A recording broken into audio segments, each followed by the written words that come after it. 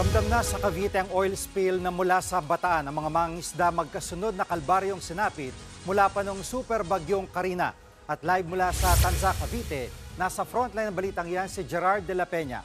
Gerard, gaano karami na ang apektado dyan?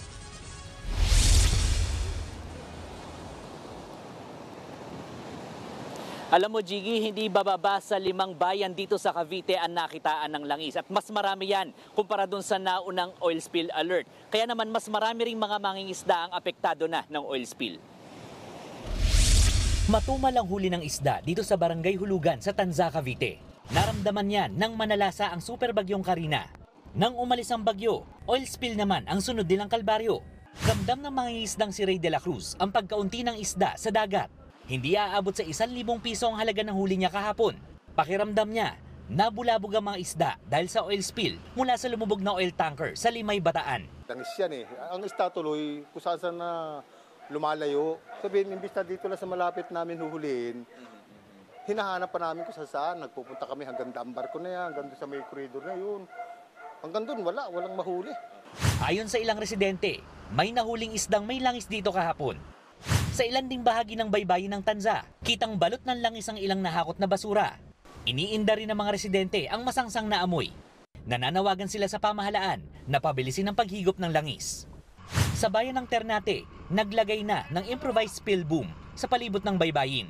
Protected area ang lugar dahil sa mga nabubuhay na soft and hard corals. Una nang naglabas ng oil spill alert ang Cavite LGU.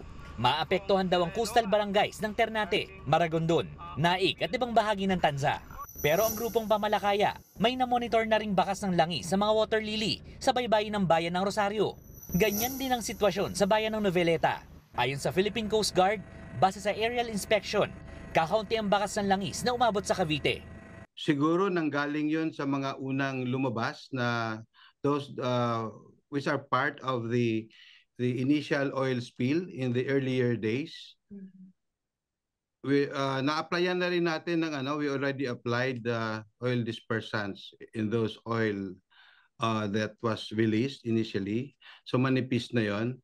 May nakita ring bakas ng langis sa bahagi ng baybayin sa Bulacan. Ayon sa Bureau of Fisheries and Aquatic Resources o BFAR, kontrolado ang pagtaas ng langis. Nasarahan na yung mga valves nung lumubog na barko, yung tangke nito, at within the day magsisimula na yung pag-siphon nung mga oil.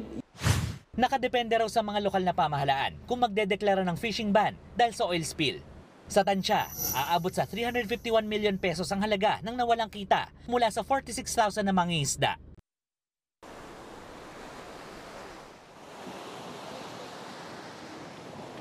Jiggy, bandang alas 4:30 ng hapon nang pumalaot yung mga mangingisda dito sa Tanza at hindi raw sila natatakot sa oil spill dahil kailangan nilang kumita para may makain sila.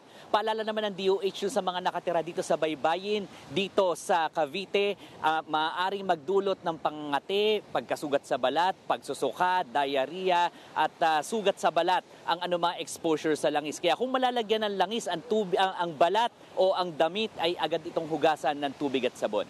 Jiggy. Maraming salamat, Gerard de la Peña. Mga kapatid, Jiggy Manikad po, iba na ang may alam at may pakialam sa panahon ngayon. Para sa konkreto, kumpleto at komprehensibong balitaan sa Frontline, mag-follow at mag-subscribe sa social media pages ng News 5.